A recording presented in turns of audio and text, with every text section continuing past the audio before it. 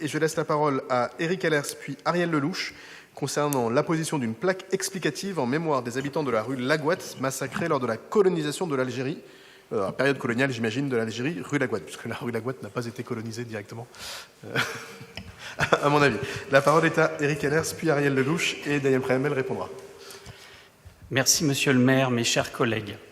C'est une page très douloureuse de l'histoire commune entre la France et l'Algérie dont il est question dans ce projet de plaque commémorative rue de Laguat.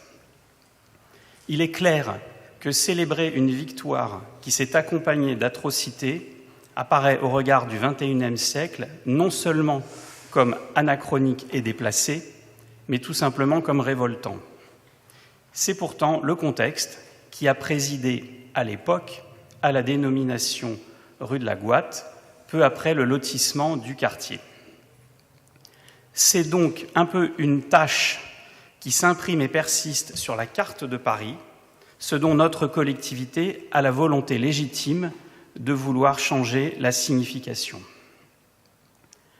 Ce qui caractérise les grandes nations, c'est qu'elles savent reconnaître la part d'ombre de leur histoire. C'est le cas de la France. Ce devoir de mémoire ne doit toutefois pas sombrer dans la repentance, qui serait pure mortification, autodénigrement ou dénonciation à caractère politique. Au contraire, ce travail doit être le moyen salutaire de tirer les enseignements des fautes du passé, d'apaiser les rancœurs pour construire un avenir capable de réunir Français et Algériens dans la paix. Aussi, si nous soutenons tout effort pour œuvrer à la réconciliation entre la France et l'Algérie, nous sommes en revanche surpris par la manière dont la maire de Paris entend les traduire concernant les événements qui se sont produits à Laguat en décembre 1852. En effet, la terminologie proposée pour le texte devant figurer sur la plaque peut laisser penser à certains esprits que la France serait un pays criminel et haïssable. Cette motion, par la violence univoque de sa formulation, n'apporte ainsi aucun apaisement, mais ravive des plaies qui ne sont pas encore cicatrisées. Elle n'exprime aucune volonté de réconciliation. Placé ainsi dans l'espace public, sans prise de distance et sans contextualisation, un tel texte est de nature non pas à créer de l'amitié, mais à exacerber une haine que ressentent certaines franges de la population contre notre pays, qui est souvent également leur propre pays, à savoir la France. Ce n'est pas leur rendre service et ce n'est pas rendre service à la France. Madame Hidalgo ne semble pas avoir pris conscience de la fragmentation de notre société telle qu'elle est pourtant apparue au grand jour sous la forme d'émeutes il y a bientôt 1 an, entraînant la mort de 2 personnes, occasionnant des centaines de blessés et des centaines de millions d'euros de dégâts à travers tout le pays, notamment de biens publics. Enfin, vous n'ignorez pas que des puissances étrangères qui nous sont hostiles et contre lesquelles nous sommes en guerre se repaissent de tout ce qui peut diviser notre nation, attiser la détestation en son sein et toutes les passions tristes qui débouchent sur de la violence. Ne soyons donc pas les idiots utiles de ces criminels d'aujourd'hui.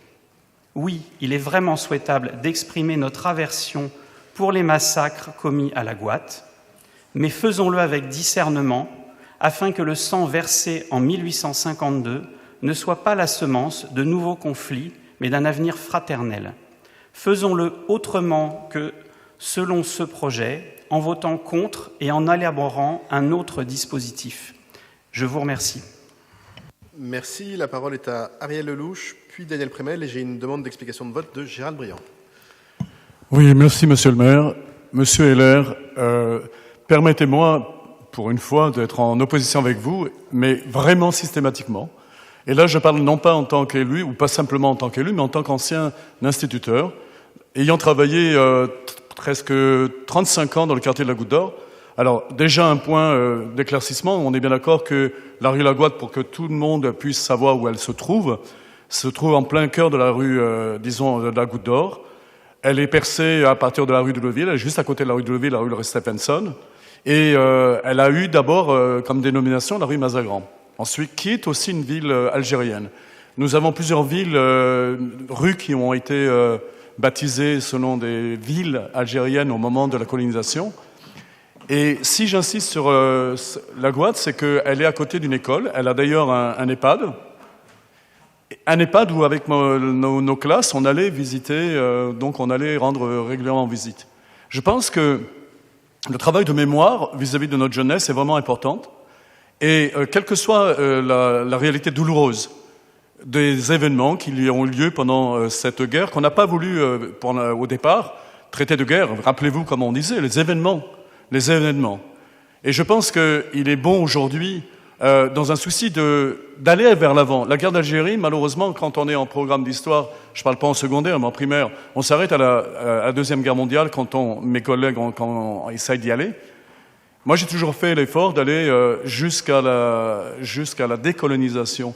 Parce que si on n'éclaircisse pas cette partie de notre histoire, je pense qu'il est regrettable vis-à-vis de l'avenir de nos enfants. Alors, moi, je vais laisser la parole à Madame Prémel, mais je voulais simplement vous dire qu'une plaque à poser à cet endroit-là, rappelant, comme vous l'avez dit, ce massacre qui a eu quand même lieu d'une population civile, il n'était pas le seul, permettrait peut-être d'engager ensuite un débat au sein des écoles aux alentours. Et je pense que ce n'est pas en cachant la vérité.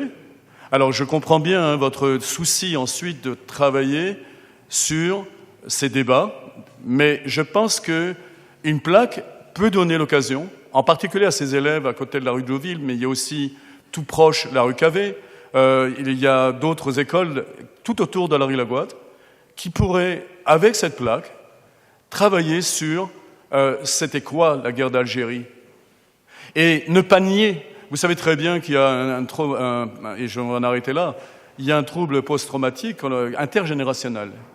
Si on n'explique pas ce qui s'est passé dans le passé, on ne peut pas ni comprendre notre présent, ni se projeter dans l'avenir. Alors, Madame Prémel m'avait donné quelques notes historiques, mais je vais la laisser prendre la parole. En tous les cas, Monsieur Heller, moi je suis prêt à discuter avec Madame Prémel de l'après, mais je pense qu'il est vraiment important que l'on vote pour l'application de cette loi. Merci, Monsieur le maire. Merci, Daniel Prémel. Oui, merci, Monsieur le maire, chers collègues, et merci, Monsieur Lelouch et Monsieur Heller. Alors, vos interventions à tous deux montrent bien que la colonisation réveille toujours une mémoire douloureuse et que nous devons regarder notre passé en face et le reconnaître.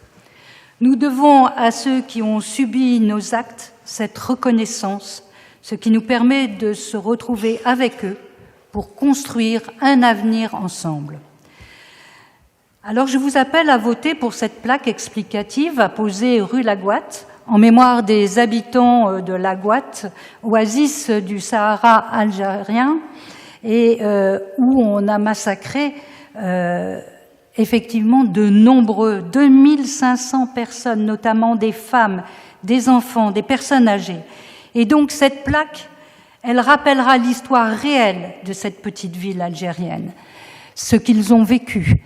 Et on ne peut pas le cacher à l'heure actuelle. Je crois que on est à un moment de notre histoire où il faut rappeler ces événements-là, d'autant plus qu'ils ont été cachés. C'est des événements qui ont été cachés et que nous devons remettre à la surface et donc faire entendre. Et je crois que ce que dit Monsieur Lelouch est important.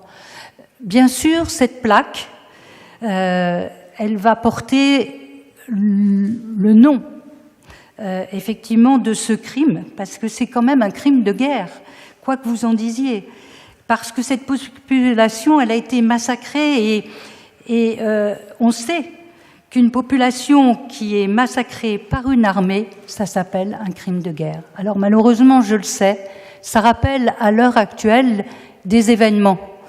Nous sommes tous sensibles, fragiles par rapport à ces données-là.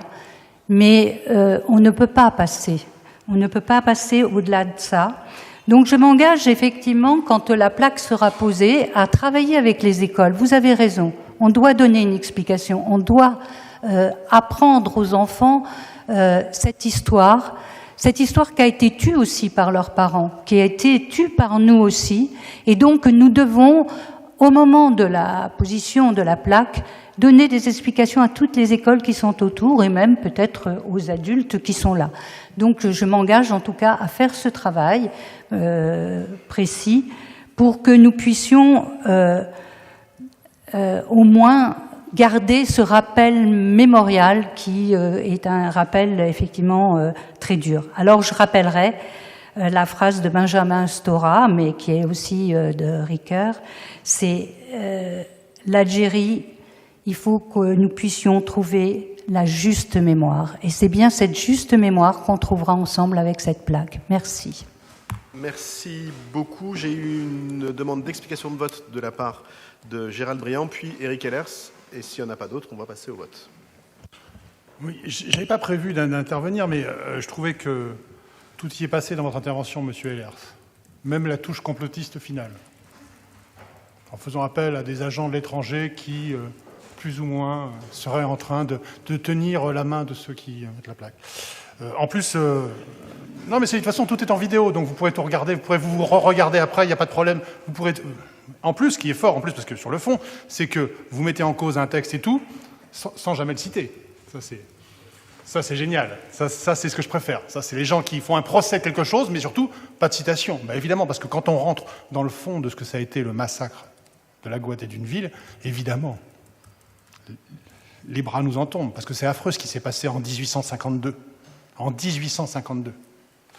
Et dire aujourd'hui de ne pas parler d'un événement, d'un massacre où la France a été responsable. La France a été responsable. Historiquement, communément, c'est admis par les historiens. Après, on peut essayer de refaire l'histoire. Bon, après, comme vous en êtes à la phase complotiste, je pense qu'aujourd'hui, l'histoire peut de toute façon être touillée, retouillée, etc. Mais ce qui s'est passé, c'est que c'est la France qui a massacré une ville entière.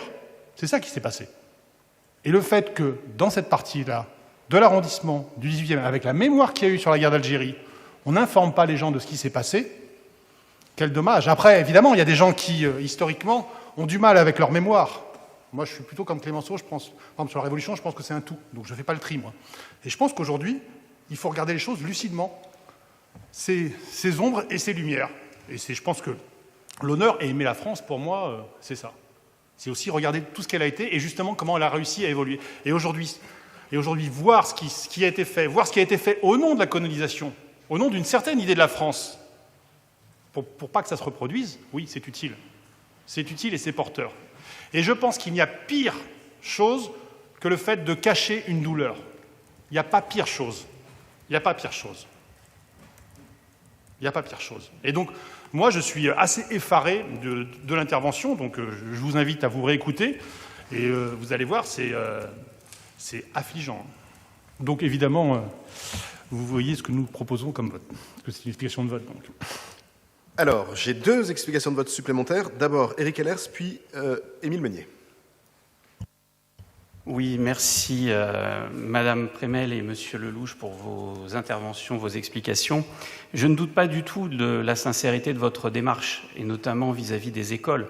Nous, notre crainte, c'est pour les gens qui ne vont pas à l'école, justement, et qui sont manipulés, influencés par des personnes qui veulent les instrumentaliser contre notre pays, en pointant du doigt la part la plus sombre de notre pays, et en leur montrant à quel point ils devraient se révolter contre lui. C'est ça notre crainte. Et c'est pour ça que nous souhaitons que le texte, si une plaque est posée, soit revu pour ne pas susciter ce risque-là, ne pas engendrer ce risque-là. Voilà. Donc c'est sans polémique, sans volonté polémique, mais dans une volonté constructive. Je pense que nous partageons le même objectif là-dessus, que nous n'avons, ni vous ni moi, de volonté de mettre sous le tapis, de cacher les réalités les plus déplaisantes de notre histoire. Comme je vous l'ai dit, ça fait partie aussi, notre grandeur et aussi dans l'humilité qu'on doit avoir face à ces événements, mais aussi à affirmer quand même que nous sommes un grand pays et que nous avons un avenir à construire avec les Algériens. Je vous remercie. Émile Meunier. Oui, mais c'était juste pour citer le texte, parce que c'est vrai qu'on en parle, et quand je vous ai entendu, j'avais l'impression que c'était l'Apocalypse. En 1852, l'armée française donne l'assaut à la ville algérienne de Laghouat, dont la population s'était insurgée contre la conquête impériale. Factuel. Perpétré au profit des intérêts coloniaux de la France, ce massacre sanglant, décimant les 2/3 de la population de la ville, s'apparente à un crime de guerre. Cette rue porte la mémoire des habitants de Laghouat. Vous avez votre point de vue sur le passé. Moi, je pense au contraire que dire les choses, ça permet... Mettez-vous à la place, par exemple, des Algériens qui sont encore vivants, qui ont connu cette période-là, et qui, tous les jours, passent rue Laghouat.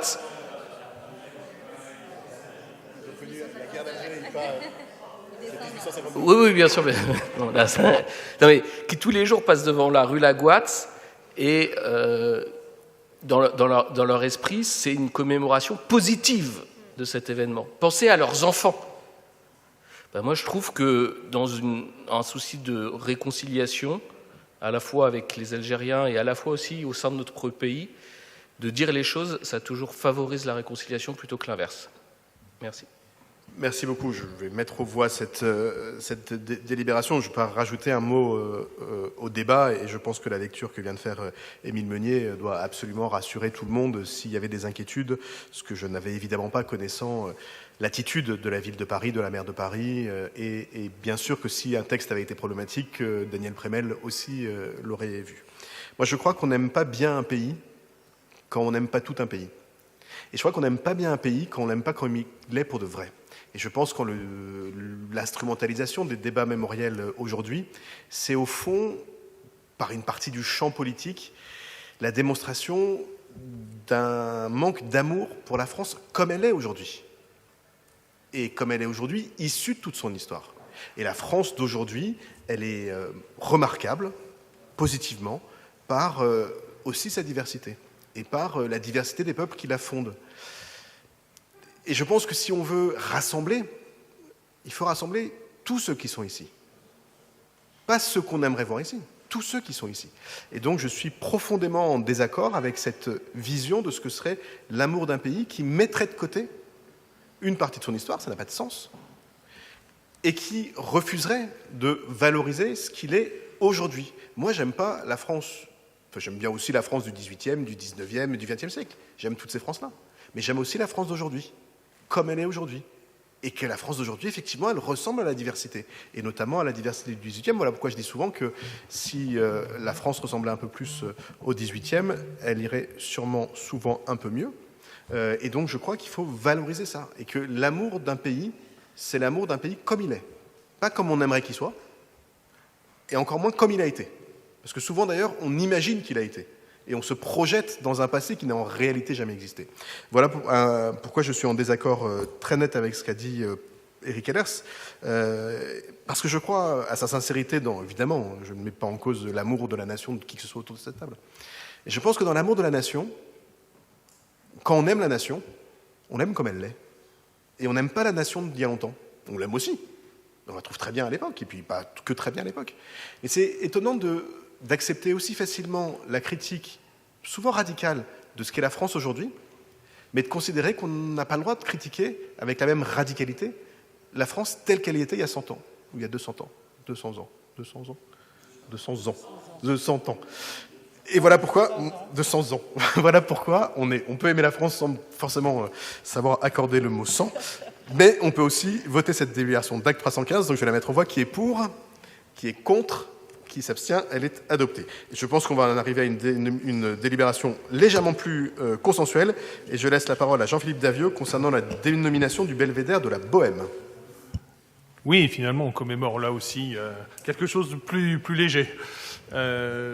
Beaucoup plus léger, puisqu'il s'agit en fait, par cette dénomination qui avait été proposée d'ailleurs par notre collègue Mams Yafa il y a quelques mois déjà dans un vœu qu'il avait fait adopter par ce Conseil, donc de célébrer à la fois le centenaire de la naissance de Charles Aznavour, mais aussi donc par le biais de cette chanson de célébrer la Bohème, donc une vieille chanson qui date de 1965, par une dénomination sur un lieu de l'arrondissement et de Montmartre plus spécifiquement.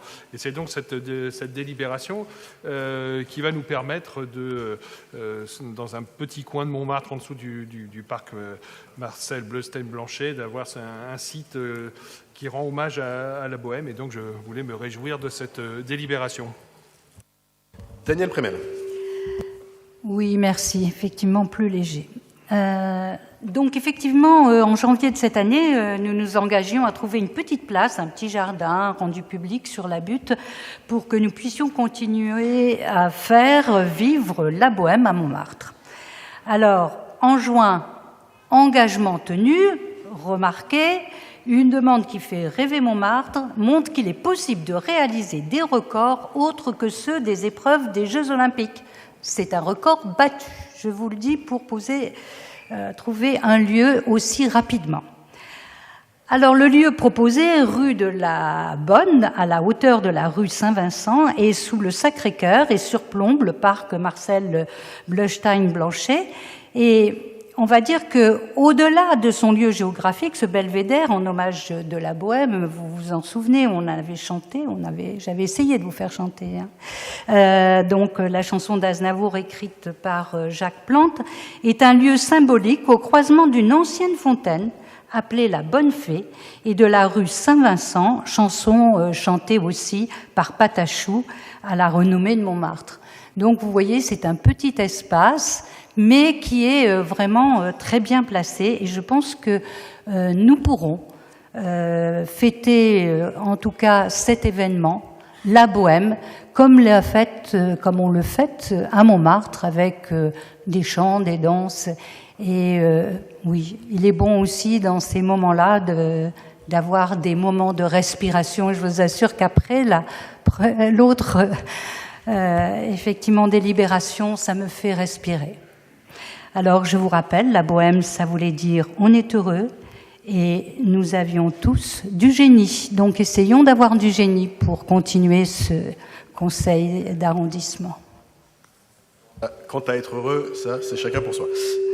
Christian Doré, explication de vote et puis on passe au vote. Oui, très bonne idée.